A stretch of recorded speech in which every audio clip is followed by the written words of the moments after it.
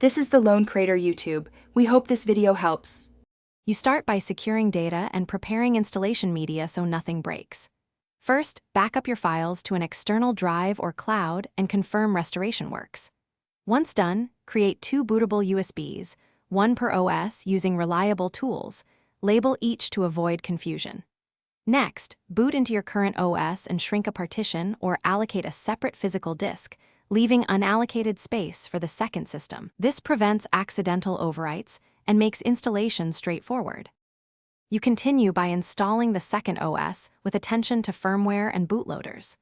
Boot the installation USB in the same UEFI or legacy mode as your existing system to ensure compatibility. When prompted, choose manual partitioning and select the unallocated space or the dedicated disk you prepared. Create root, swap, and home partitions as needed. Make sure the installer places its bootloader in the EFI partition or on its drive. This preserves the original bootloader and prevents accidental system loss during setup. You finish by configuring and testing the dual boot environment so both systems run reliably. After installation, update firmware boot order or install a boot manager like Grub or REFInd and add entries for both OSes. This lets you select at startup.